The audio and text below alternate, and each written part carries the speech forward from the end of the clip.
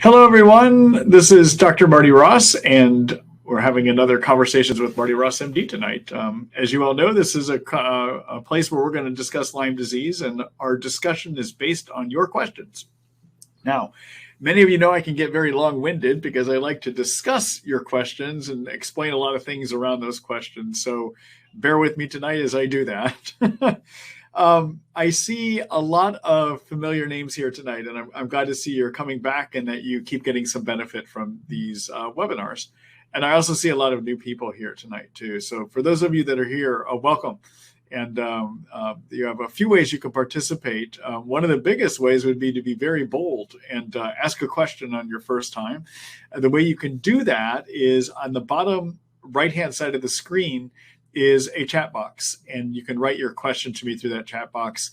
From a logistics standpoint, just be aware that every time you hit the enter key, it sends a question to me. So what I ask you to do is you write your question, is write it as one big, long run-on paragraph, and don't hit the enter key until you got all your thoughts down, okay?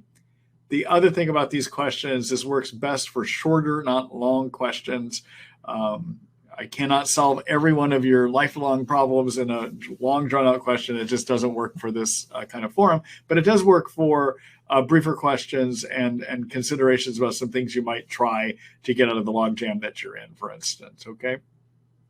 The other way to participate is to go ahead and just listen to the questions as I read them. And if you're in the live version, I actually show them on the screen and see what responses I give. There'll probably be some good education you get out of that as well, too, okay? I am, as usual, creating a recording of tonight's webinar, and my plan is to have it out and to have it completed and have an email sent to you by around 9:30 a.m. Pacific Standard Time, Seattle time, so that we can get that out to you. So look for an email announcing that that it is ready to be seen, okay? If you missed the email, you can find it by looking at my Treat Lyme by Marty Ross MD website on the webinars page. That's where it's hosted. You just got to scroll about a quarter way down the page and you will see it there, okay? All right. Let's see, what else? Oh, so we are doing Wednesday webinars now instead of doing my old Thursday webinars. I'm starting to just have too many life conflicts with that Thursday date, so I've decided to move it over to Wednesdays. Wednesdays have a little bit more clear sailing in my schedule to be able to host these webinars for you. And we are doing 3 in a row. So we'll be doing today, next Wednesday, and the Wednesday after that, okay? So look for that. When you get the email tomorrow morning, it will also give you a chance with a link there to sign up for next week's webinar. One thing I request, if you get benefit out of these, a lot of other people probably get benefit too. So my goal is to reach and help as many people as possible with chronic Lyme disease. I want to encourage you to help me do that. And so if you get these webinars email tomorrow morning and the sign up email tomorrow morning, it's all one email, forward that to people you think might get some benefit. I'd appreciate it if you'd help me reach people. Okay. All right. So without any further ado, let's go ahead and get started. Hello, Jim. Let's see. Hi, Dr. Ross. Thanks for these great webinars. You're welcome. As many Lyme patients are low on funds, I'm wondering what you think are some of the best bang for your buck supplements and treatments available. You often mention many low-cost lifestyle factors like proper sleep and diet, which are very important, but I'm wondering specifically about supplements and treatments. All right. So as many of you know, I have a Lyme disease treatment protocol that I've published. I call it the Ross Lyme Support Protocol. And some of the ideas I'm going to discuss with you come out of that. Okay. All right. So one thing, Jim, that I find beneficial is to take a supplement to lower inflammation chemicals called cytokines. It is those inflammation chemicals made by your immune system trying to get rid of Lyme that actually give you most of the Lyme symptoms. So what I like to use to lower the cytokines is curcumin, which is a component of the seasoning turmeric. The product I like for that is a product made by Thorne Research called Meriva 500. They are rebranding it, and some places have it as the rebranded name, which is called curcumin phytosome. So Meriva 500 is the same thing as Thorne curcumin phytosome. Either one of them is fine, wherever you can find that. They're still shipping me bottles of the Mariva, but eventually that will change. And you want to do 500 milligrams, which is one pill 3 times a day. Okay. Now, I know that can run about $54 for about a week, a month and a half supply, but getting your cytokines down will help your sleep, help your thinking, limit Herxheimer reactions. Because again, most of your Lyme symptoms are cytokines. When you start killing germs, you trigger more cytokines. Okay, so I like to use the curcumin. Okay, all right, that would be one essential one. The other essential one that I would suggest doing, there's 2 other essentials. One would be to take ashwagandha. Ashwagandha is is an Ayurvedic and Chinese medicine herb that has been used for thousands of years, because in those cultures it was observed to give people better energy when they're under stress. All right. We now know from animal and human study, or animal studies, not human studies, but animal studies, that it appears to help your thyroid and your adrenal glands work better. And so doing that, supporting your thyroid and adrenals, will help your immune system work better and also help your energy, help to give you more energy. And so that's a 400 milligram pill. I usually like to have people take 2 pills in the morning and 2 pills between 1 and 2. Okay. And that's around, I think around $30 or so for the month on that one. Okay. And then if you're going to be killing germs, whether it's herbal killing or prescription antibiotic killing, you got to be on probiotics. You have to be on probiotics to protect your intestines from the killing effect of the antibiotics. Okay. So the probiotic I like using is one that is made by research nutritionals called Multibiome. That's MULTI-BIOME. And that would be 1 pill a day. The reason, keep in mind, there's a lot of garbage probiotics out there. You will find cheaper probiotics. The trouble is most of them are garbage. You want to make sure you're using probiotics that use strains that have been scientifically shown to either repopulate the intestines or help bacteria in the intestines that are already there. Okay. The multibiome has those strains. It's got human strains as well as soil-based strains of probiotics. And so, yeah, it's going to run you about, I think, $40 or $50 a month on that one, but it's doing a lot of stuff for you. Okay. And don't throw your money away on probiotics. Make sure you're getting good quality one. Okay. So 3 essential herbs that I would recommend would be the curcumin, the ashwagandha, and a good probiotic. Okay. All right. Now, the other things to consider in terms of treating and killing Lyme germs, your lower cost way of doing it, if you don't have resources, if you have insurance and somebody will prescribe antibiotics for you for your Lyme or your Bartonella or your Babesia, use your insurance. Get somebody to prescribe those things, okay? Because your insurance, basically all those are going to be covered except for your copay. If, however, you cannot get somebody to prescribe for you, the herbal options for Lyme would be cat's claw and otoba. The herbal options for Bartonella would be Sida acuta and Hutinia. And the herbal option for Babesia would be Cryptolepis. Okay. And those, basically, once you get up to full doses on those, you're going to need 1 bottle. Each of those, I carry a brand called Montana Pharmacy, and that's a pharmacy with an F, and a supply for 1 month of the Otoba, Cat's Claw, Sida acuta, Hutinia. Each of those bottles will run $25, okay? The stuff adds up. I mean, you can't get around it, but that's still the lowest cost way, okay? The Cryptolepis does get to be a little bit more expensive if you're treating Babesia, because I recommend a high dose on that. That's a teaspoonful 3 times a day. And for that, you would need 3 bottles a month, and that will run about $150 because of just the quantity that you're doing, okay? Those would be some of the essential things, okay? But again, if you can get somebody to prescribe, get them to prescribe so that you can use your insurance and only be stuck with the copay, basically, okay? So, Jim, those are some thoughts. I'm going to do a quick screen share here so everyone can know where to look for some of these ideas that I just discussed too.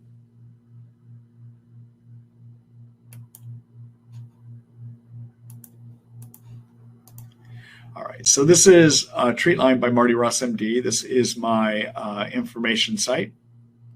This tab right here is my Lyme protocol. Okay, and so in terms of what I was just discussing with you, the section called cytokine control is where you can read about the curcumin.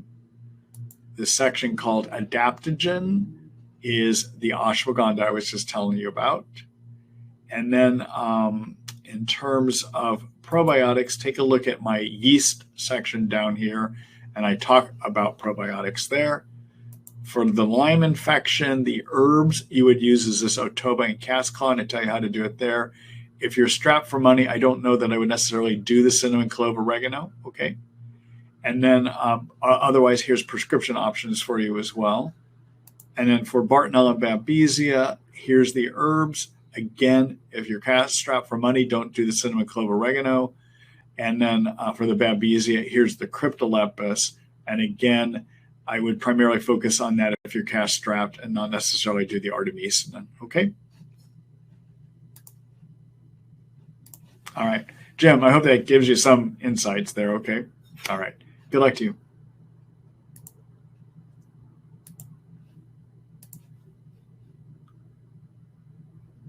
Oh, I should do one more screen share here too. So if you want to find what I'm using for these products, the brands, take a look at my supplement store, which is Marty Ross MD Supplements. Underneath my supplements tab, you can click on the Ross Lyme Support Protocol, okay? And these are products that I recommend as part of my protocol. So for instance, here's the Hootenea, okay? That's $25 for an amount that would last you 1 month, okay? All right.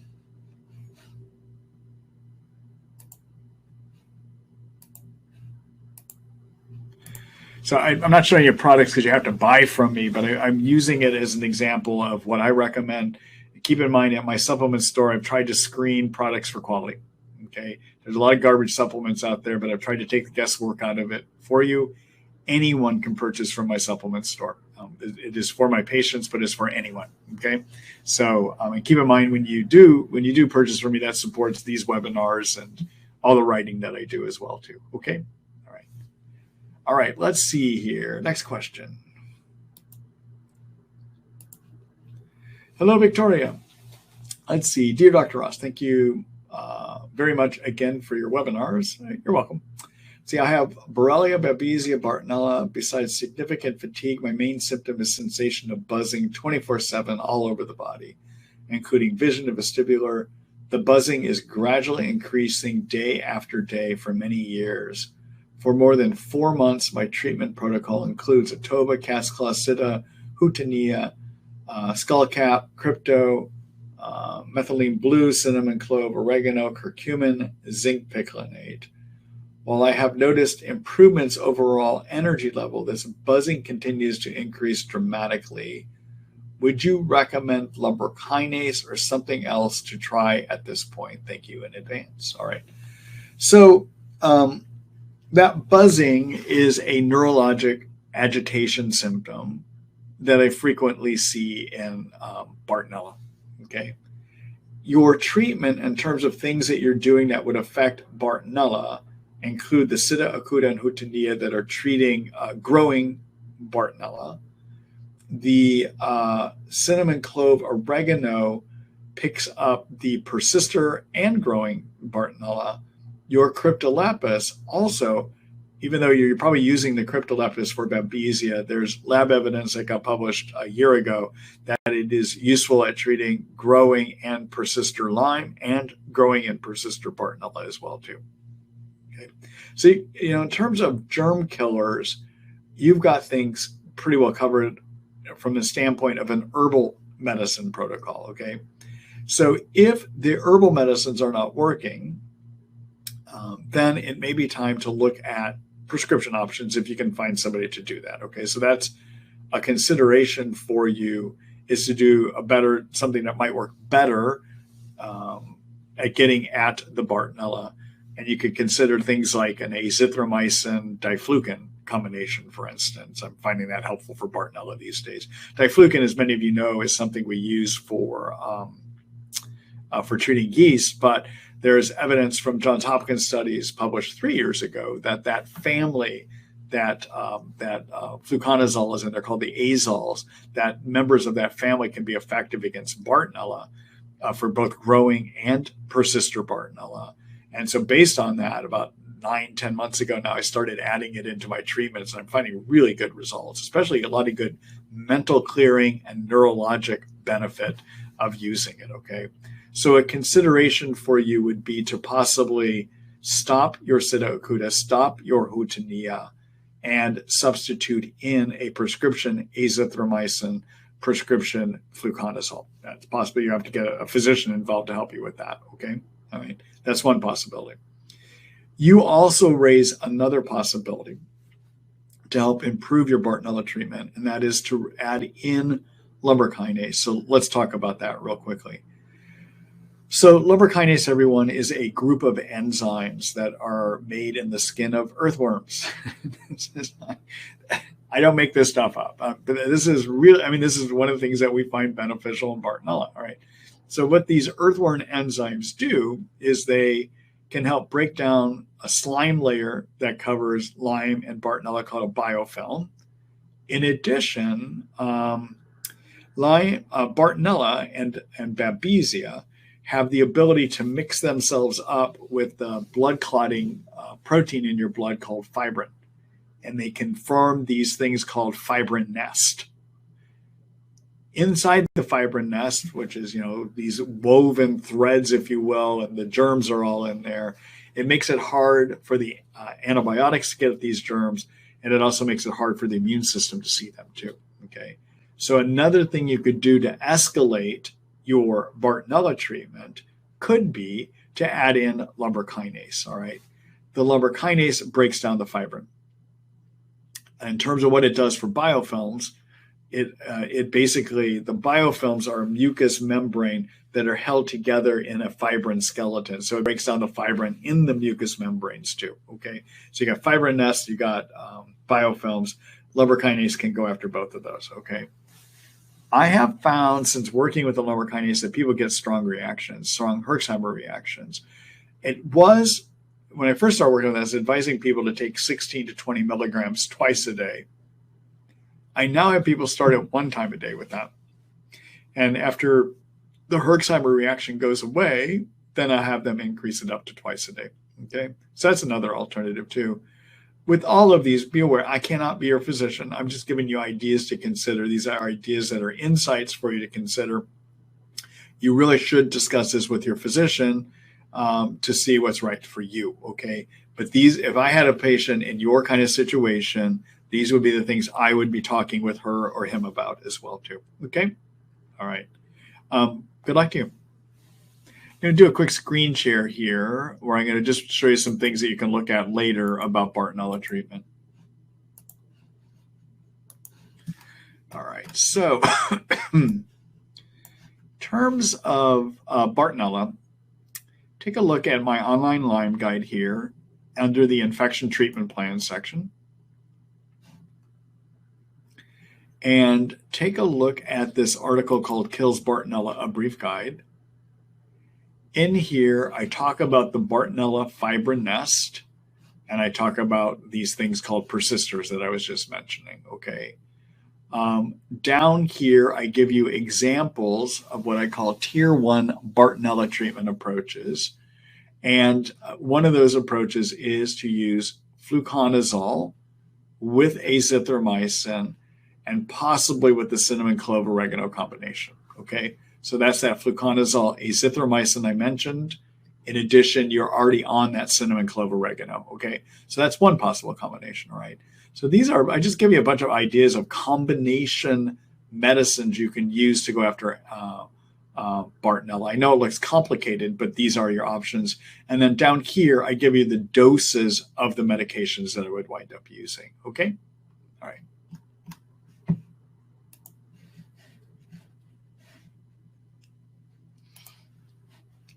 Good luck to you, Victoria.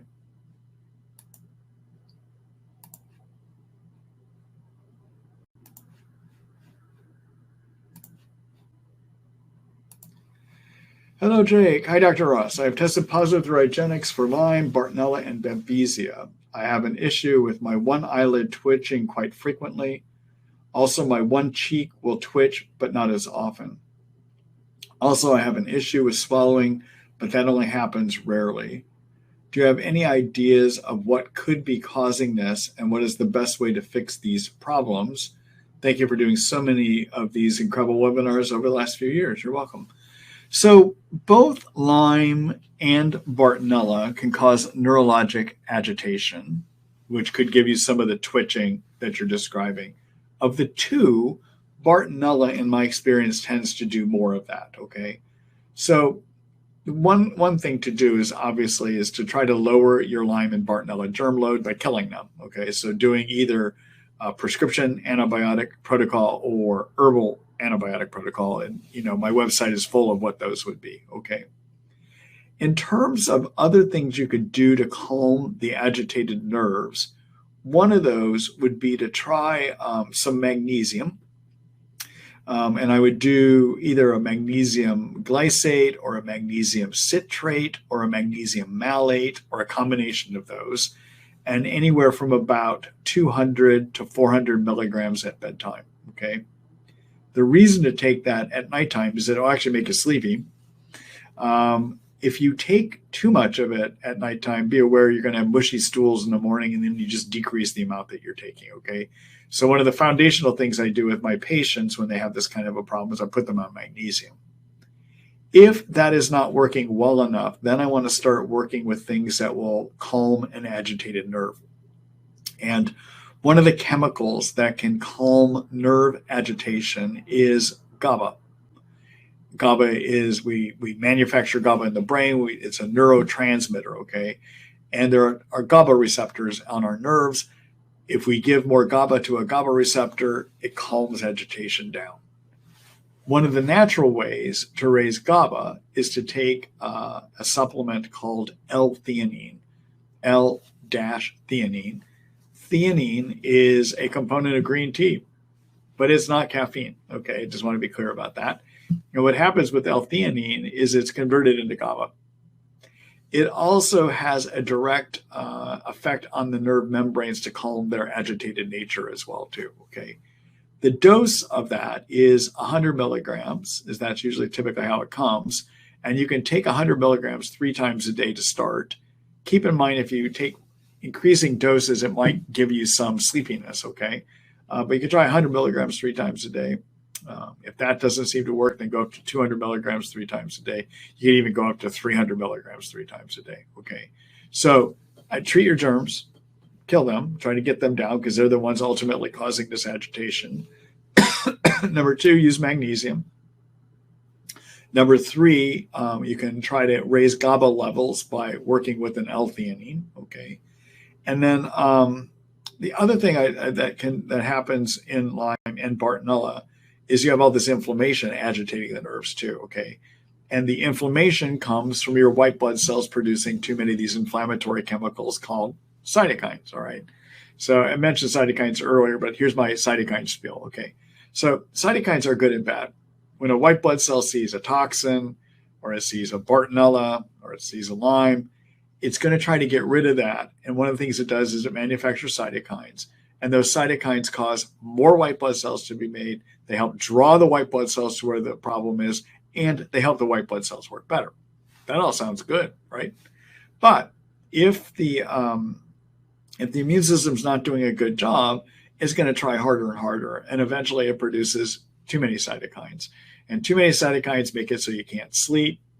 They disturb your ability to think. They make you hurt all over. They give you fatigue, right? So all those symptoms I just mentioned, those are Lyme symptoms, right? So most of your Lyme disease and Lyme-related and tick-borne-related symptoms and mold symptoms and too many yeast in your intestine symptoms, those are all due to too many cytokines, all right? So you want to do things to lower that inflammation. And again, as I mentioned earlier tonight, my go-to on that one is to use curcumin. So that Thorn Mariva 500, or I guess now it's going to be, they're relabeling it as curcumin phytosome, but 500 milligrams 3 times a day on that, okay? All right. So these are some ideas. If I had a patient with your kind of situation, that's what I would wind up recommending to them. Okay. Again, consider talking over with your healthcare provider, see if it's right for you though too. Okay. All right. Good luck to you, Jake.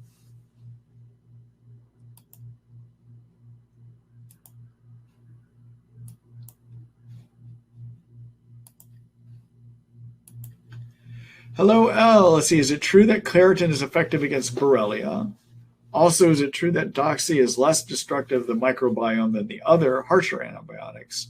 Finally, what role does niacin play in the treatment of tick-borne infections? Okay, so there was a study regarding the Claritin. There was a study that was done,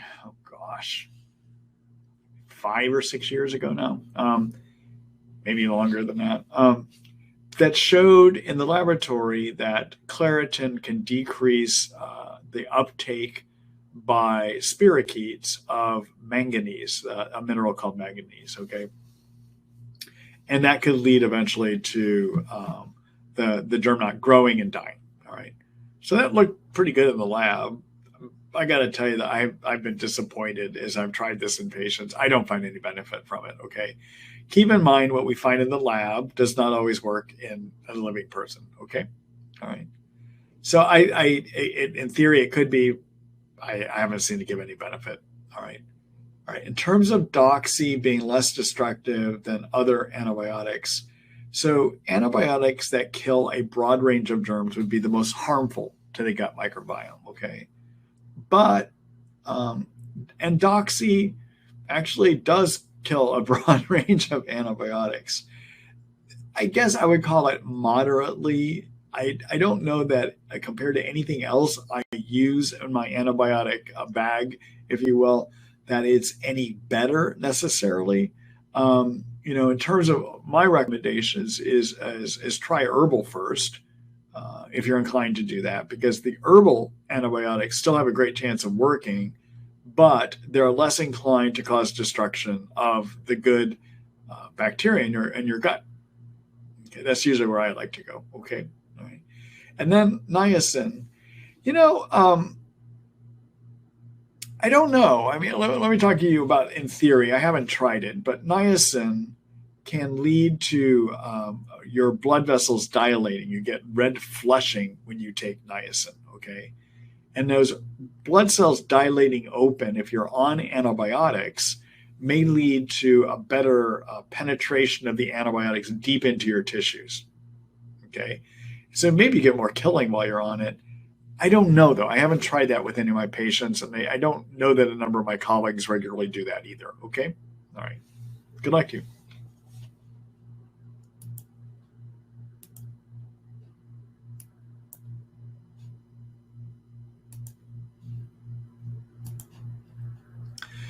Hello, Dave. Hi from Dave. Hi, Dave. Let's see. Thank you for all the info you continually provide for his Lyme patients. I was bitten in October 2000 and developed neurological symptom in my left knee muscle, causing a slight limp in December of 2001. Now I'm confined to a wheelchair due to the severe weakness in my muscles. My first symptom was an increase in throat phlegm shortly after the bite. Over the course of my illness, which was confirmed in 2019 by IGeneX Lyme Immunoblot tests, the phlegm production continually is getting worse and has impaired my speech to where it is very difficult to almost impossible to talk.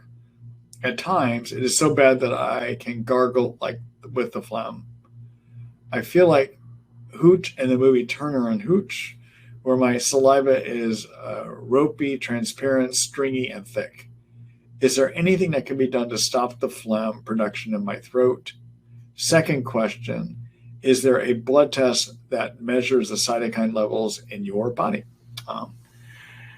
So I don't know what to do for that phlegm. I haven't seen that problem before, and I if you were to see me, I would probably start doing my own literature search, review of the science, and see if I can come up with some ideas, but I honestly don't know. Okay, so I'm sorry about that. In terms of cytokine levels, there are some tests that can be done to look at cytokine levels. I'm not clear if they're accurate. Okay, to be honest with you, I'm not clear that they always accurately reflect what's going on inside a person. Okay. So yeah, there you go. Okay. Good luck, Dave.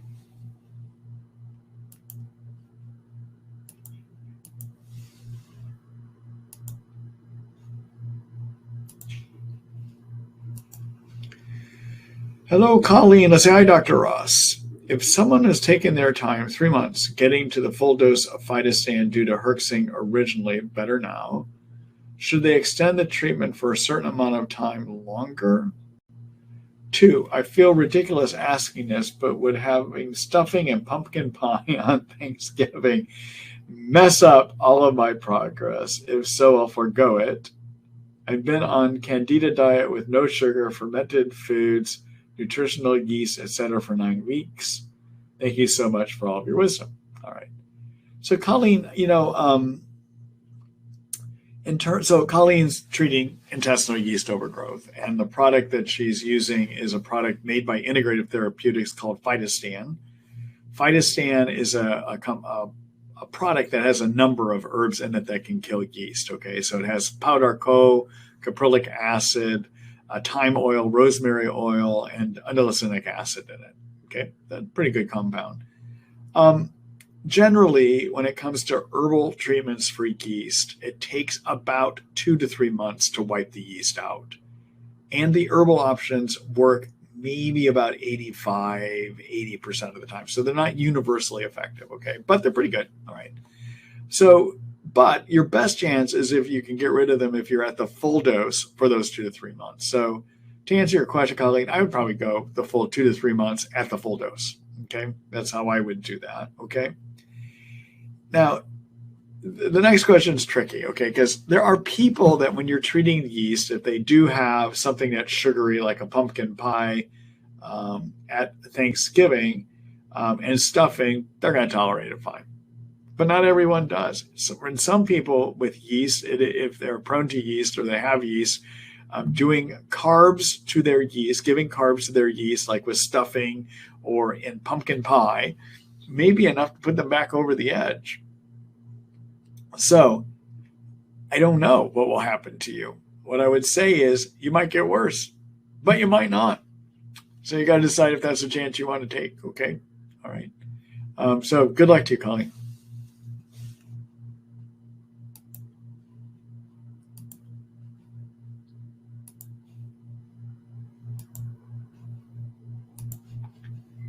Hello, Colleen again. Let's see. Hi, Dr. Ross.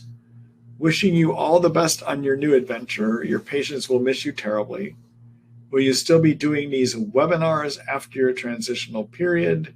Can we still contact you in some way? All right.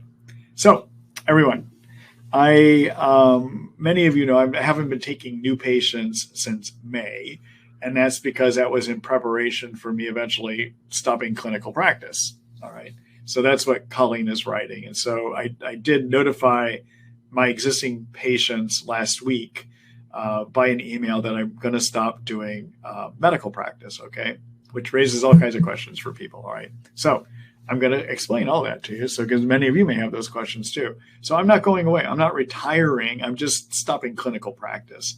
And I'm doing that because I want to make more time to help with my education efforts, to run my supplement store, and establish a new community online for people living with Lyme. So I'm going to be more available, okay? So let me just show you something you can take a look at here. And yes, I am going to keep those webinars going too. So how do I want to do that? I'll do a screen share. All right, so I'm going to just go to my practice website here. All right, so there's this whole banner where I'm announcing that I'm stopping. My last clinical day is May 12th, okay? But if you click up here, it takes you to a page where it tells you what I'm doing, okay? So first of all, the only constant in life is change. So yes, I'm changing, all right? So anyhow, so this is an explanation. So I'm closing May 12th. To my existing patients, I'm doing this so it gives them enough time for me to get them well, okay? And new people, no, I'm not taking any new people at this time, okay?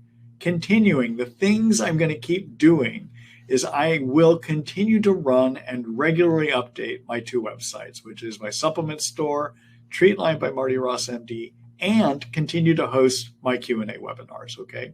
All right. this is freeing up time for me to do other things. And so one of those things is I'm creating a new online community, not to be hosted on Facebook. It's going to be a different platform. And it's called, I'm calling it, at least I think this is what I'm going to call it. I'm calling it Lyme People, a community powering health from Marty Ross MD. So this is a community where I'm going to set up a number of forums. It's going to be for people with Lyme, not for physicians, but people living with the illness. And I'm going to have a community manager that's going to help me host those conversations. I'm envisioning at this point that there will be a room where you can go and just ask for emotional support to get through the hell that you're going through, okay? I'm also envisioning another forum there where people with the illness can ask others with the illness what kind of ideas do they have about what they should do given what's happening. So it's going to be a patient-driven conversation, but I will be lurking in the background and periodically making comments on those conversations about whether I think things are way off kilter or whether they're the right ideas, okay? Also within that forum, my community manager will be helping to direct you to previous articles I've written about those topics, okay? All right.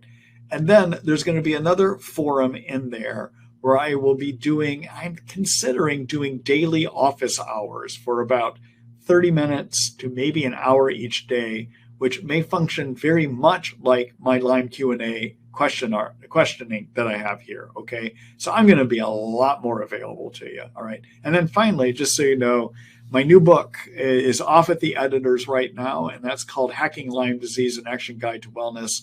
And I'm anticipating that will be released sometime in December, maybe before then.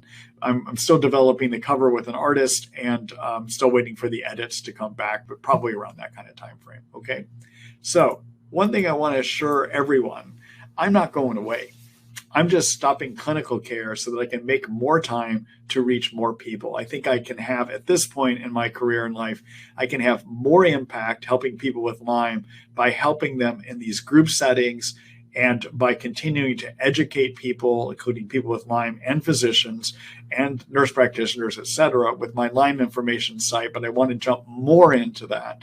And then eventually, I probably am going to put together a online community also for healthcare practitioners to support those physicians and nurses and osteopaths, et cetera, that are managing this illness as well too, that just need help, support as they jump into doing it, so we can get more people out there to help you. So I think I can have bigger impact at this time in my career than doing one-on-one care. It's going to free up my time so that I can get more into these other things too. Okay.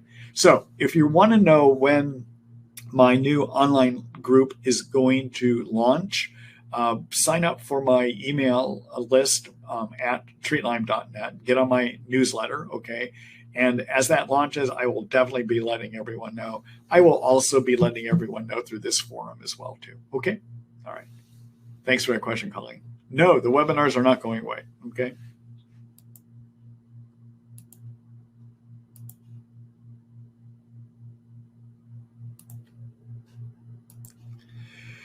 Hello, Duke. Let's say hi, Dr. Ross. I've been treating Lyme, Bartonella, and Babesia, and also taking some of the nerve repair supplements you recommend, including BPC 157, ATP 360, to help repair some nerve issues that I have. I'm curious to see if you have ever recommended either benfotiamine, fat soluble B1, or vitamin B12 to help with nerve repair. If you do, should you also take these with a general vitamin B supplement? Also, thanks for providing such a great website for us to buy high-quality supplements from. Do you have any idea when you will have the BPC 157 back in stock? Okay, great questions. So first of all, on the BPC 157 is a peptide.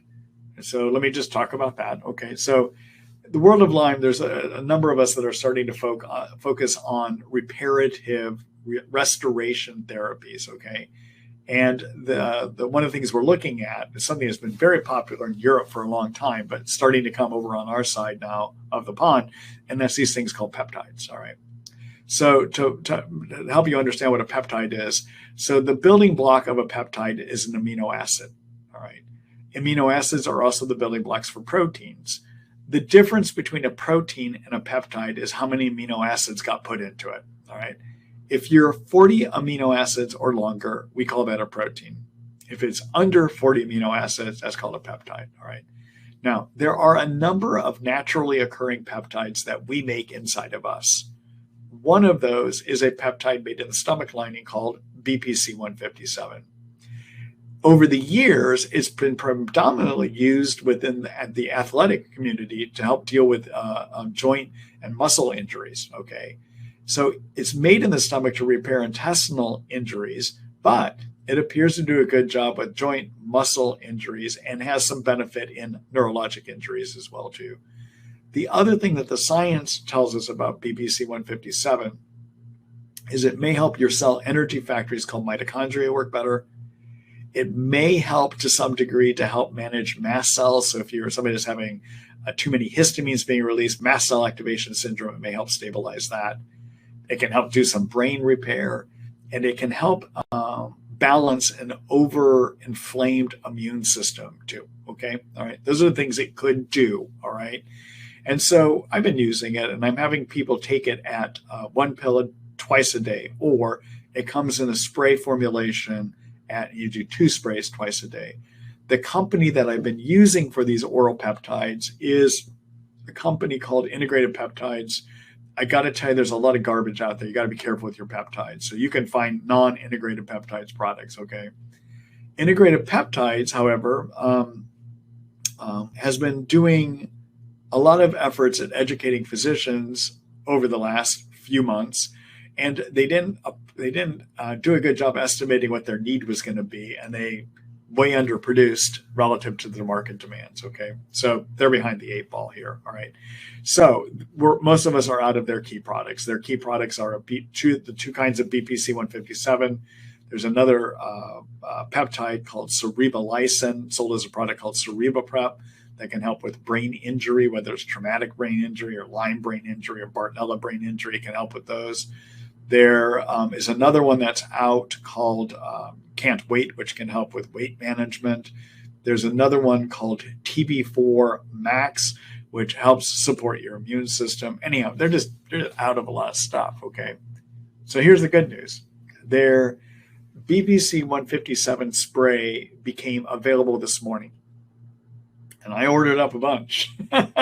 So the BPC-157 spray, I will have probably on Friday, and I just made it available to pre-order. You can order it, and it will ship as soon as we get it in, which should be probably Monday, I bet, is when the shipping takes place, because we'll get it as early as Friday afternoon at my fulfillment center in Austin, but they won't process it and be ready to ship it until Monday.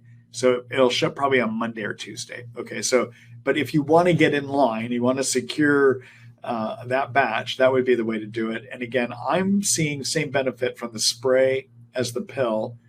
The spray bottle is enough to last a month at 2 sprays twice a day. Those 2 sprays are equal to 1 of the BPC-157s. Okay, all right. Then this morning I had a communication. I gave Integrated Peptides a good earful a couple of weeks ago about their production standards. I think they make a good quality product, but they have just done a horrible job managing their pipeline. They just have. And so I had a discussion with them. But anyhow, in email, that is. But I wrote them this morning to say, okay, what's your latest update? I see you have the spray available. What are you doing with your rest of your products? And so it looks like they're anticipating, what they tell me in email, is that in 1 to 2 weeks, they anticipate. So I hope you hear all the cautious words I'm using. I don't trust these guys in terms of their getting products out, but they're saying within 1 to 2 weeks, they're anticipating getting the BPC-157 pills, the Cerebroprep, the Can't Wait, and another product they have called KPV spray.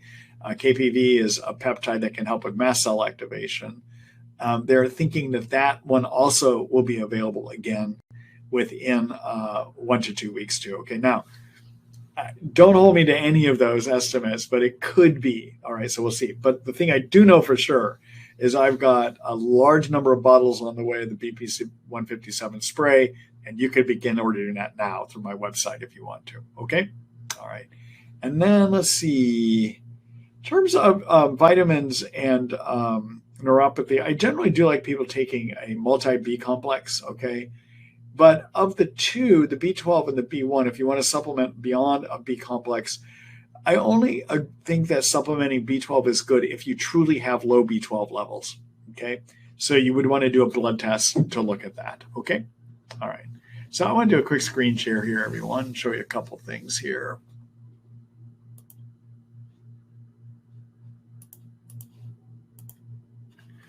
All right,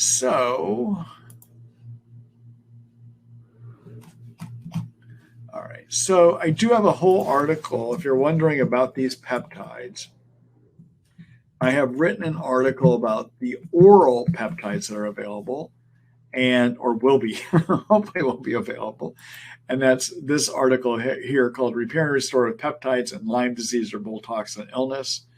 In this article, I talk to you about the main oral ones that are available and even come down here and describe how I suggest using them, and I'm using them in my practice, okay? And then in terms of the product line that you would use, click on my supplements, look at the integrative peptides tab here, okay? And these are all of the ones from integrative peptides. And again, the BPC 157 oral spray is going to be back in stock as soon as November 14th. And you could place your order now if you want to. I made it open for you to start placing orders on that one. Okay? All right. All right. Thanks for your question, Duke.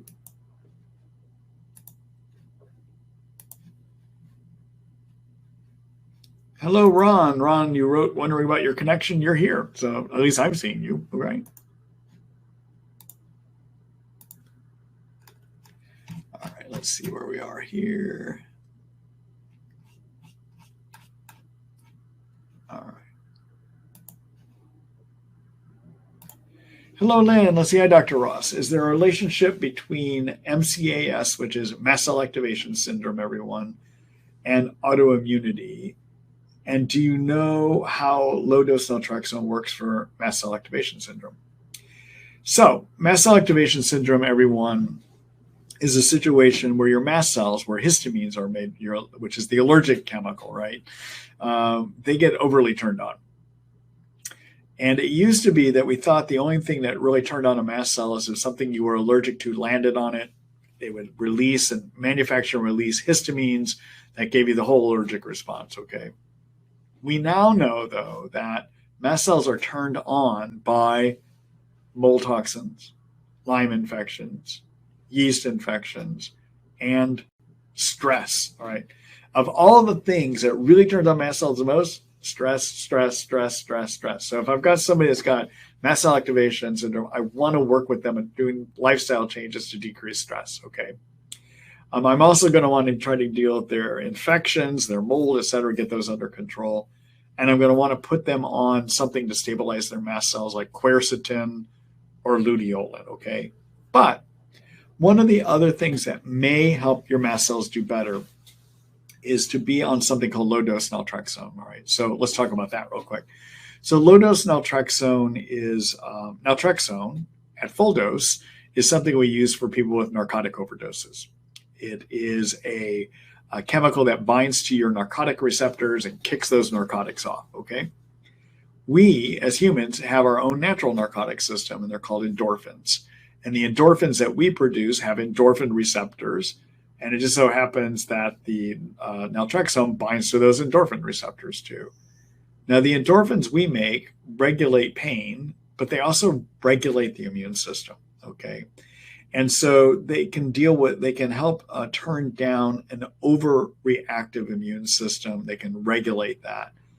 The actual mechanism by which they do it, I'm not sure, all right?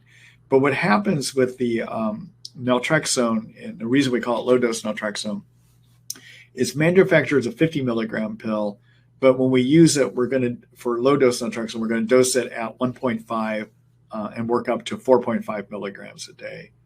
The reason we don't use 50 milligrams is we want the receptors to be bound for a short period of time.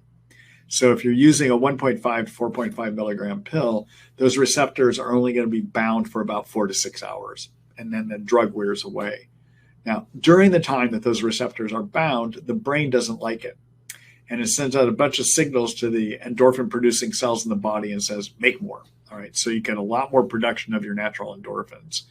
In addition, what happens is the receptors become super sensitive to any endorphins out there. So at 4 to 6 hours, when the naltrexone wears off, these receptors are super sensitive and they get flooded with all kinds of extra endorphins.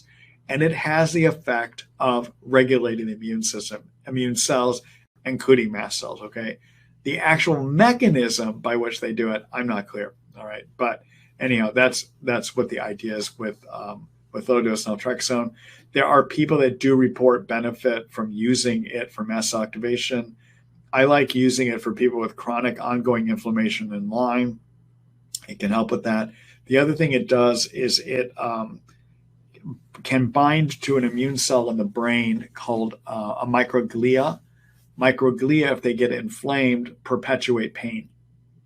And there's a receptor on the microglia called a toll receptor that is bound by the low-dose naltrexone.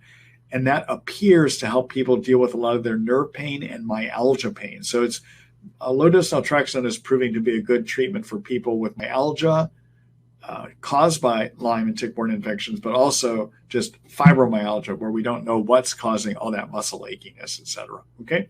All right. So in terms of, is there a relationship with autoimmunity? I don't know if there's a direct relationship.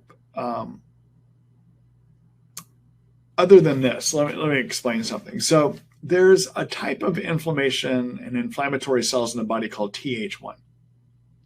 Think of Th1 as the cells that attack an infection. They're your offensive squad. They're fighting. They're attacking a known infection. Okay, so these would be things like macrophages and T white blood cells that fight germs because they know what the germ is and they're going after that germ.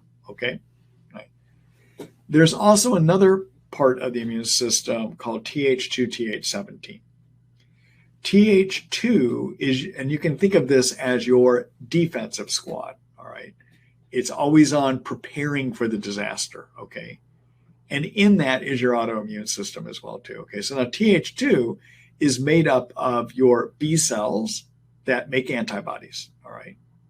It's made up of your mast cells, and it's made up of, the Th17 part of that is made up of cells that line your membranes and your mucous membranes that will see a germ coming through and try to block it even if they don't know what it is, okay? So it'd be cells like dendritic white blood cells, for instance, would be part of that, okay? Now, in these disorders, sometimes you get an imbalance where too much Th2, Th17, which also involves autoimmune illnesses, can suppress Th1. All right. And if that happens, you can have too much inflammation over here, including too much activation of your mast cells. All right. What low-dose naltrexone is thought to do in terms of how the endorphins and what it does, it helps to adjust another type of cell called a T regulatory cell. All right. So you got Th1, Th2, Th17, and the parent in the room, the one that screams at the kids and says, behave, regulate yourselves, that's called a T regulatory cell, all right? And what LDN has been shown to do is to increase the activity and the usefulness of Tregs, and they can then push down this Th2, Th17, including your mast cell activation, and elevate your Th1, your ability to fight infections, okay? So to actually, as I'm thinking this through a little bit more, probably the mechanism by which it works in mast cell activation is through Tregs, trying to turn off those mast cells that are overly inflamed, okay? All right, thanks for the question. So for those of you that are wondering about what this low-dose naltrexone is and need more information about how do you do it so you can print something off and show it to your doctors and tell you, I want to try this. Let me just show you a quick article that I have on that.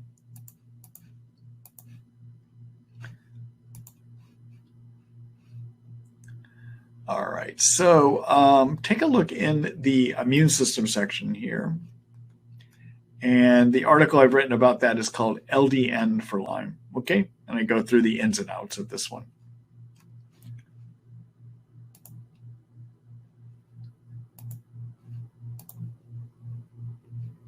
All right. Hello, Julie. Hello, my husband, John, has had pretty severe arthritic-like symptoms for 3.5 months now. And after a stroke of luck, knowing someone here with Lyme and Dr. Al Mill of Texas, he just got a positive diagnosis with eugenics of Borrelia and Bartonella and mycoplasma. Being many Buhner protocol herbs, broth, etc. for a month, but no lessening of symptoms as of yet. Let me see. Julie, I want to see if there's a second part to your question here. Just a minute.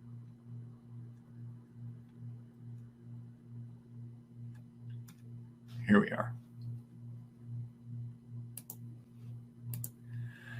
Let's see. We are discerning to take antibiotics or not, just herbal supplement protocol. We are currently doing Buhner protocol.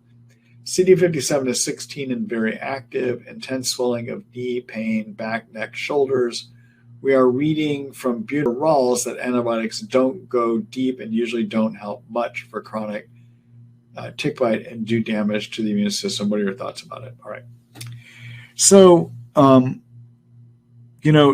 I work with a number of the Buhner herbs in my practice. In fact, you'll see in my treatment protocol that I use his Sitakuta, his Hutania, his cat's claw recommendations, okay?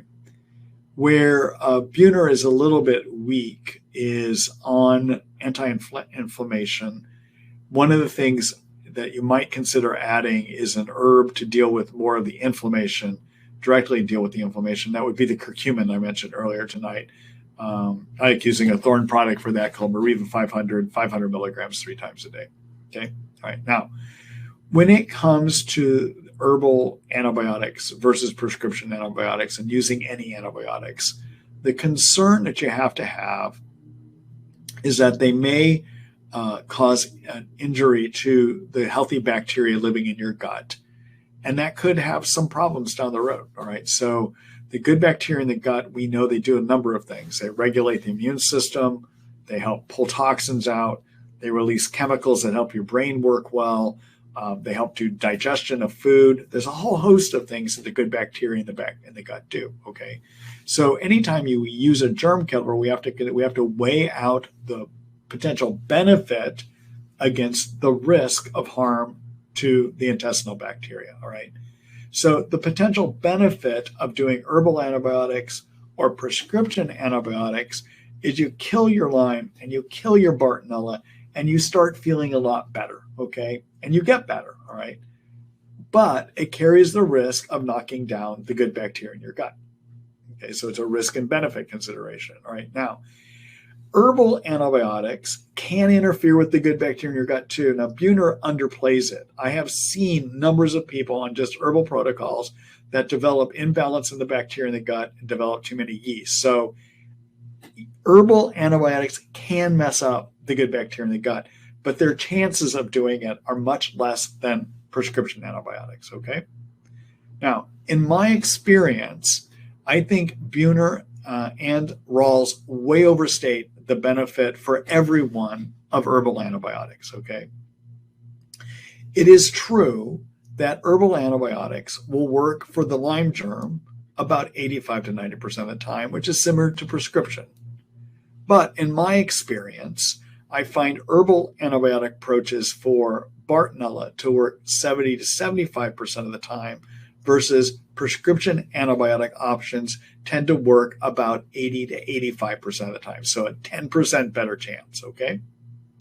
For Babesia, I find that herbal antibiotic options work about 80% of the time versus prescription options work about 85% of the time, all right?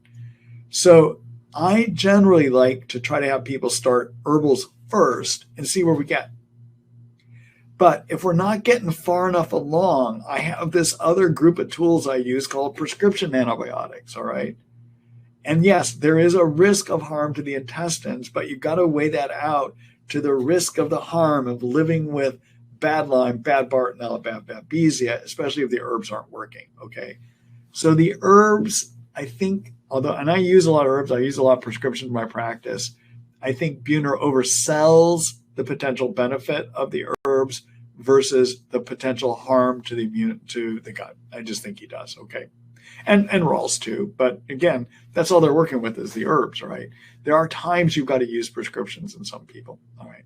But you have to weigh out the risk and the benefits, all right? So again, the other thing that I would look at doing is get on some curcumin. The other thing that may help with a lot of the bad inflammation too, because it seems to be helping in my patients, is this peptide I mentioned earlier, the BPC 157, either as 2 sprays twice a day or as a pill twice a day when the pill becomes available. And most of Buhner's writings are all from before having the availability of peptides. And Rawls, I don't know if he's aware of it yet or not, basically, okay? Keep in mind, Rawls is not, I don't think he clinically treats the illness, okay? Although he writes about a lot of stuff because he got better with certain ways, I don't think he has the skills at managing or the experience managing people on a daily basis, trying to figure out what goes beyond what he found benefit for himself, okay? What works for one person doesn't always work for another person, all right? All right. All right. Good luck to you, Julie. Good luck to your partner.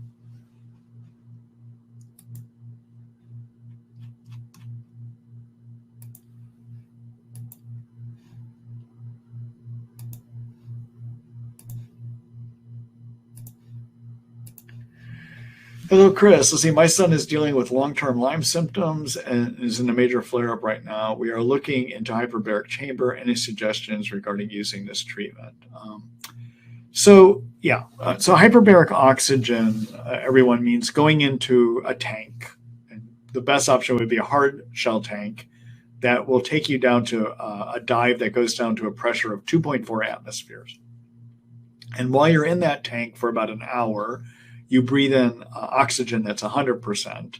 And so what happens is the pressure forces the oxygen deep into your tissues. And in theory, oxygen can kill Lyme, okay? So maybe it has some Lyme killing effects, all right?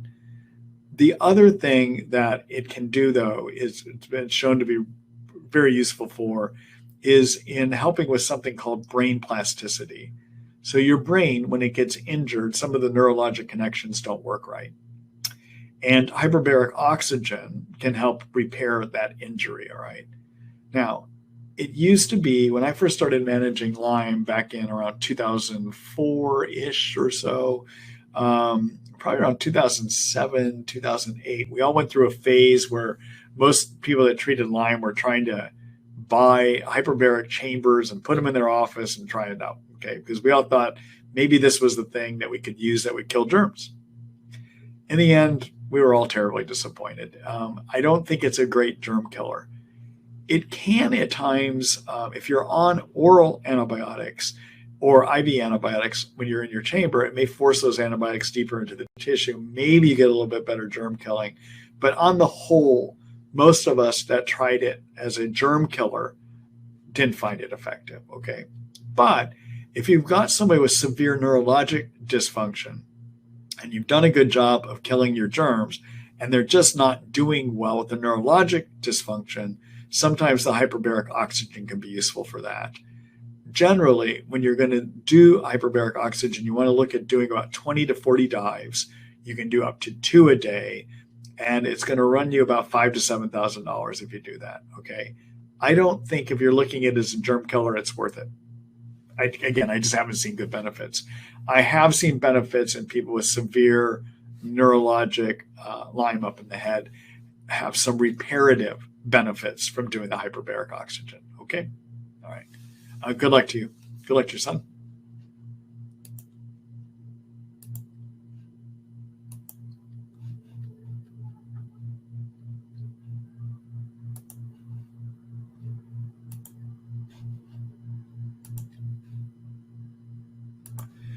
Hello, Mary. Let's see. Hi, Dr. Ross. Are you familiar with SpectraCell Labs for micronutrient testing? I'm dealing with yeast and nutrition stress this lab. My zinc, chromium, and D levels are all low through this lab. My blood levels for vitamin D and zinc are very good through LabCorp. I have not tested my blood levels for chromium yet. Thank you. So I'm aware of the SpectraCell. So SpectraCell will look at what are the nutrient levels inside your cells, okay, versus you're correct. When we do lab blood draws, we're looking at what's floating around in your blood, all right? It is possible that your blood levels of certain nutrients could be good, but your cellular levels are not good. It's possible. I think in theory it's accurate. As to whether there's much you can do with that information and differences you can make with that information, I don't know, because I haven't worked with the lab and I haven't tried to chase around the deficiencies that are found inside the cell. So I don't know. Okay. Anyhow, good luck to you, Mary.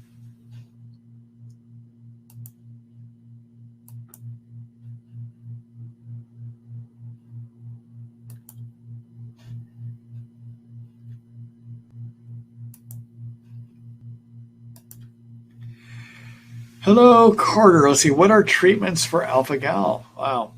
So everyone, alpha-gal is a condition that is transmitted by, I believe, the Lone Star tick, where you start developing meat allergies, to be honest.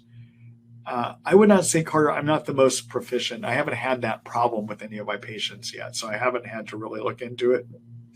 My understanding about it is that basically our treatments at this point are avoidance of the things you're reacting to from having gotten alpha-gal.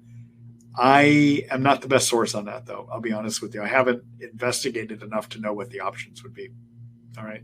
Sorry about that.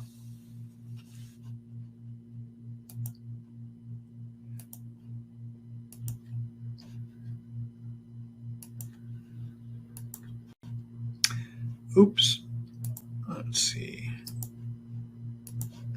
Hello, Mosby. Let's see. What do you treat for long COVID? It's like, let's see. What do you treat for long COVID? It's like all Lyme symptoms came right back. Do antibiotics just quiet Lyme? So I'm not fully sure what you mean by your question. I will answer one part of that, though. So long COVID means having a lot of your COVID symptoms that persist probably about 2 months or more, okay? What I find with most of my patients with COVID is if you wait at least 2 months, most people get back to normal. Okay. But if those symptom flares related to COVID continue for more than about 2 months, then I start labeling that as long COVID. I will tell you at this point, we are still trying to figure out what long COVID is. All right. There are theories. There's a theory that's been promoted by a physician named Patterson. Dr. Patterson believes that long COVID is due to ability of your white blood, type of white blood cells called monocytes, not being able to get rid of the spike protein from COVID and constantly inflaming your immune system, leading to an excess production of certain cytokines.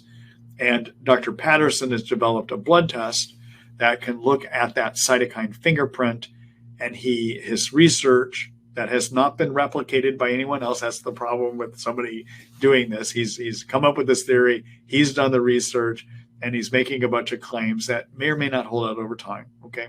But he has shown that there is a pattern of cytokines that can occur in people with chronic COVID, and he thinks is due to the spike protein not being cleared. In his treatment protocol, he addresses using if you have this pattern, he advocates using an antiviral medicine called Miravec, along with a statin that lowers cholesterol. Those two in combination, he thinks, ultimately gets the monocytes to quiet down and gets the inflammation under control, usually over a month or two, okay? Now, there are people that report various degrees of success using that protocol. So maybe in some people, his ideas is what happens. But again, his research has not been replicated at all, okay? All right. There's also other theories that I would agree that some of this is that the immune system just gets turned on to a chronic inflamed state. Now, whether it's because you can't get rid of the spike protein or not, I don't know. I know Patterson has that theory, but maybe it just gets turned on to chronically, all right? The other group of theories that are out there about long COVID, one of them is that COVID leads to reactivation of quiet viruses that live in your cells and they get activated. Maybe that's right. Maybe it's not. I don't know. That's another one of the theories, okay? Another theory is that people have a lot of microclots in their system and that keeps perpetuating illness too, all right? What I can tell you is that people with long COVID do have syndromes of too many cytokines. I agree with that. They also tend to have, a lot of people will have some worsening autonomic dysfunction, and many will have some activation of mast cells, okay? So my approach to long COVID is to do things to lower cytokines, which usually involves curcumin, usually involves using glutathione. I also like to use low-dose naltrexone to help balance out this chronic inflamed state, and also which can help mast cell activation, okay? I also at times will put people on the BPC 157 to see if that will help as well, all right? And so I'm doing things to kind of get the inflammation re-regulated and get it down. That's what I'm doing. There is an occasional person I will refer to have Dr. Patterson's lab do testing just for the COVID pattern. And there may be about 60% of people I see may get some benefit working with Patterson and trying some of his medications, but I don't think it's the universal save-all. Okay? All right. Anyhow, there you go, Mosby. Good luck to you.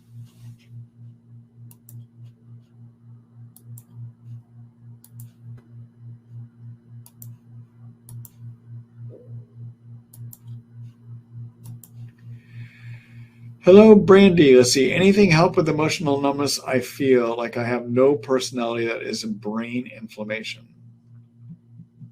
So emotional numbness is a psych symptom. And generally your psych issues are either going to be Bartonella related or Lyme related. And so you definitely want to see if that's what you have. And if you do, you need to work with somebody to start removing those germs. Okay. In terms also of this, I would be on something to lower inflammation like a curcumin. I might look at doing glutathione. And this is a situation you might want to talk to a psychiatrist to see if they have some medications that can help you on a short-term basis until getting the germs under control helps. Okay? All right. Good luck to you, Randy.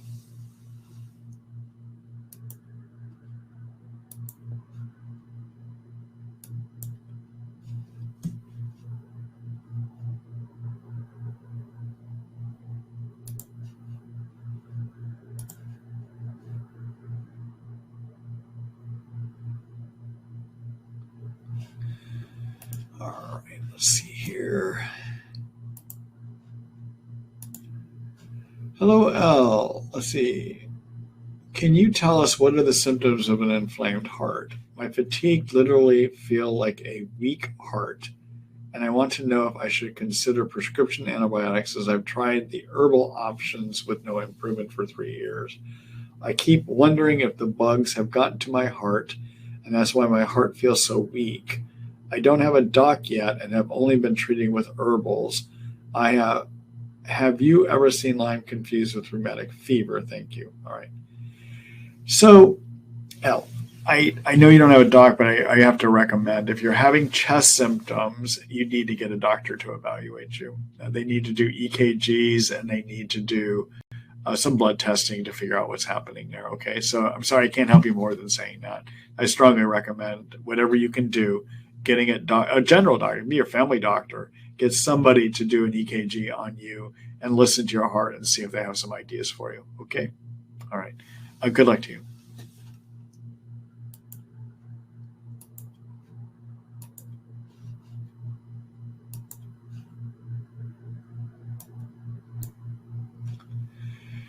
Hello, Frank. Hold on here just a minute.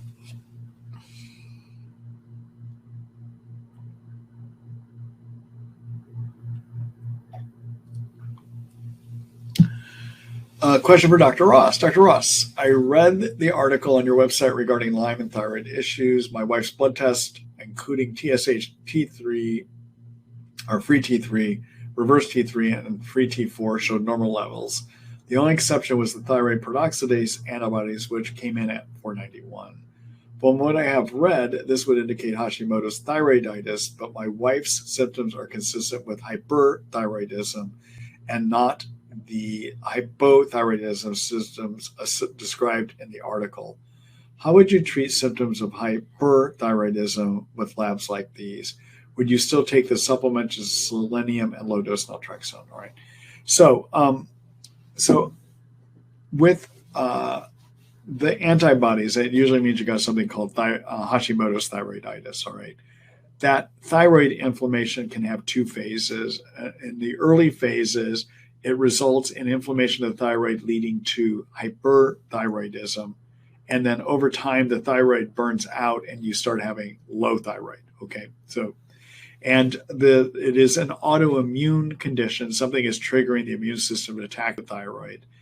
Probably, even though her levels are normal, it might be that she has a relative excess of either the T4 or the T3 giving her the hyperthyroid symptoms. Okay, probably. Okay. I don't have the benefit of looking at the actual lab levels, but I'm just saying that's probably what it is. All right. Now, so she does not have an issue of a hypofunctioning thyroid, and therefore, I don't think she needs the things like the iodine and the selenium supports that I recommend, okay, and the zinc supports I recommend in that article, right? But she would probably benefit from the low-dose naltrexone, trying to work through the autoimmune illness, trying to calm the autoimmune illness part of this with the low-dose naltrexone. Naltrexone to work was going to take about a good 6 months, though. Okay, so it's not going to give an immediate result. Earlier tonight, I showed you the article where I describe how to use the low-dose naltrexone. Take a look at that. Okay, all right. But of the things I recommend for thyroid, you're correct. That article is more for hypothyroidism. But if you have hyperthyroidism with the thyroid antibodies, I would work with the low-dose naltrexone. Okay, all right. Good luck, Ring.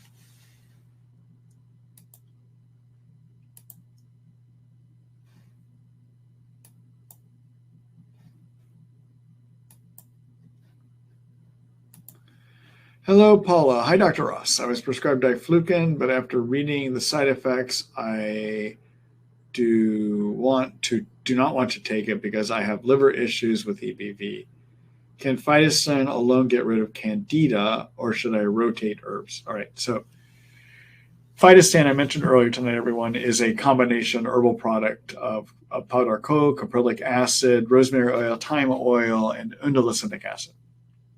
And Paula, to answer your question, it will work to get rid of yeast effectively about 80-85% of the time, but will take 2 to 3 months.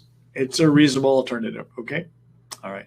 The other thing I want to let you know, the possible concern of Diflucan and liver inflammation is way overrated. All right. I use tons of Diflucan in my practice. I was taught in medical school never to use it more than one day because you would inflame everybody's liver, okay? And when I first started using it to treat yeast and had people take it for a month straight, I was really concerned. I was like, oh my God, I'm going to kill everyone's liver. And so what I used to do is every week I would have them get liver function testing to make sure I wasn't inflaming their liver. And I did that for 2 years. I never saw anyone get elevated liver enzymes or liver inflammation from being on it. All right. So I think it's way overstated. If you are concerned, you could get weekly liver testing done. And if you do see elevated liver enzymes, then stop it. But I would suspect you're not going to have trouble, to be honest with you, because that's what I saw in my practice, okay? Or I see in my practice, I should say. Yep. Good luck to you, Paul.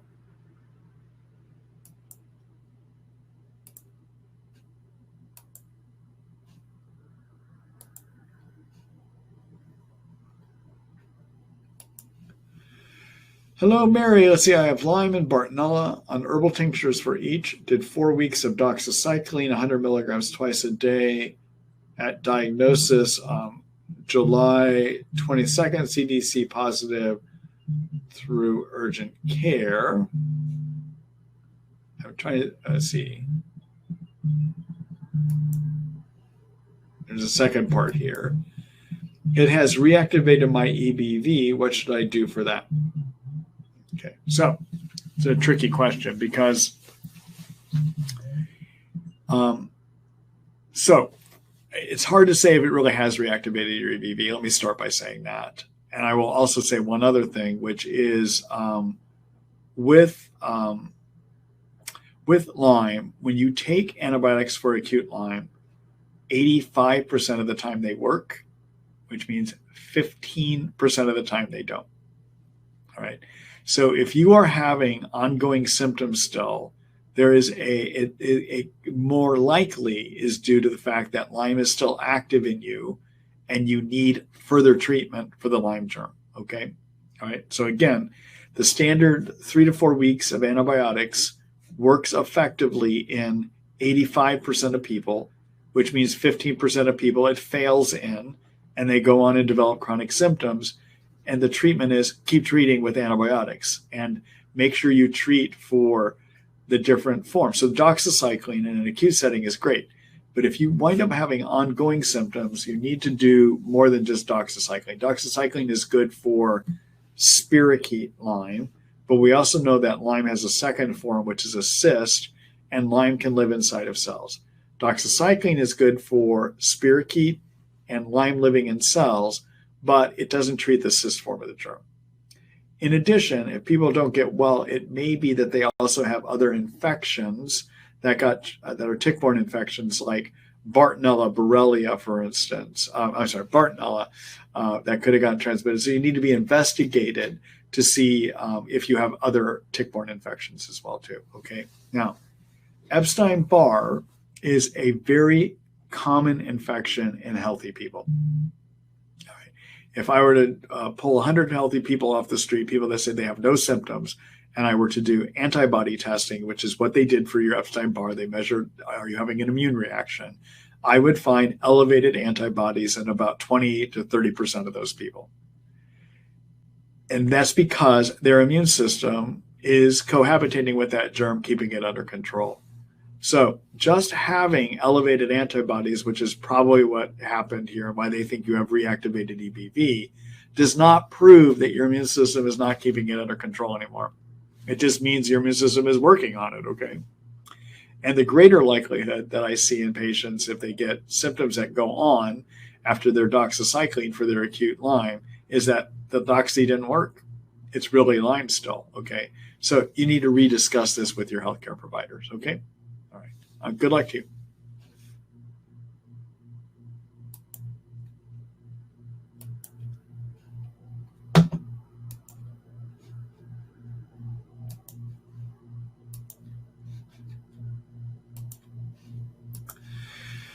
Hello, Jules. Let's see. Hi, Dr. Ross. Do you have advice for what to do with a bad case of secondary porphyria, which is preventing me from taking almost all herbs and antibiotics? Are there any energetic therapies that might be helpful for extreme sensitivities like Desbio series, Rife, Lyme Stop, etc.? Or maybe is there something that can help with the porphyria? Would love to know what you suggest for patients with extreme sensitivities to any medication, herbal interventions. Thank you. So I'm afraid I may not have good answers for you. Porphyria makes it tricky because there are just so many different sensitivities that people have to different agents. And the one person I have treated with porphyria before through hit or miss, I mean, we had to try a number of different things. I was able eventually to find a combination of things that are germ killers, herbal and prescriptions that she could tolerate. But there's not a specific set answer I can give you here, unfortunately. All right. Good luck, Jules. I'm sorry about that.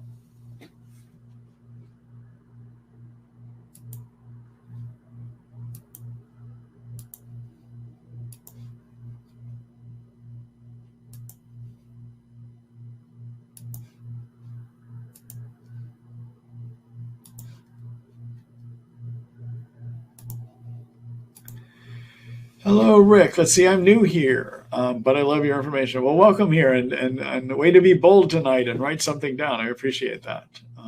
Way to go. Yeah. So, what are your thoughts of andrograph? Is it effective and worth the small risk of side effects?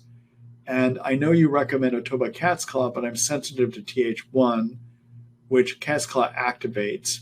I tried it and had negative experience. All right. So Antigraphis is an herb that Buhner, as in Buhner Herbs, recommends. And he recommends it as something to kill Lyme, not because there's any science that says it kills Lyme, but because it kills another spirochete called leptospirosis. Okay, that's why he recommends it. All right.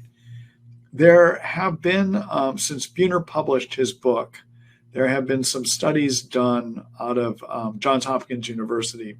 I think maybe within the year they did these. And in the studies, they looked to see what do various herbs actually work in laboratory experiments at killing Lyme, okay? And of the herbs that Buhner recommends, they found that cat's claw is effective at killing growing and persister forms of Lyme. They found Japanese knotweed is good at treating growing and persister forms of Lyme. And they found an herb that we traditionally use more for Babesia called Cryptolepis is good at treating growing and persister forms of Lyme. Okay. Antigraphis had no effect. In the more recent laboratory experiments, Antigraphis had no effect. And keep in mind, the way that Buhner came up with this recommendation is not based on any science that says it really kills Lyme. He did it because it kills another spirochete called leptospirosis. Okay. So I don't find it helpful, to be honest with you. If you are not able to tolerate the cat's claw, what you might want to look at is doing a Japanese knotweed, which knotweed, in addition to being a germ killer, also can balance cytokine inflammation and TH1. Okay. And you might even consider doing a Cryptolepis. All right. So the way I have my patients do both of those, if I'm going to use those as a Lyme germ treatment, is I would do the Japanese knotweed at 30 drops twice a day of a 1 to 5 tincture. And the Cryptolepis, I go really high dose. I know a lot of people scream at me for this, but meaning I get asked questions by a lot of people in this forum, but I like using crypto at about 5 milliliters 3 times a day on a 1 to 5 tincture as well too. Okay. Anyway, those are some things to think about. All right. All right. Good luck to you. Thanks for that question. Thanks for showing up here. All right, everyone. That's it. We've been here for you about an hour and a half here now. And I've got 2 Basenjis that are going to come and get me here soon if I don't get them out for a walk. So I've enjoyed being with you here tonight. I know I've been off for a couple of weeks, but I'm back, and we got 3 weeks in a row of this, okay? And 2 more weeks, that is. So tomorrow morning, keep an eye out in your email. You'll get a notification from me announcing that the video has been edited and posted, okay? You'll also will see in there a sign up for next Wednesday's webinar as well too. And again, as I requested earlier, please help me to reach people. If you're getting benefit, others will too. Okay, so forward my information on to people who you think might get some benefit from hearing the recording and signing up and attending next week's webinar. All right. So good night, everyone. Take care.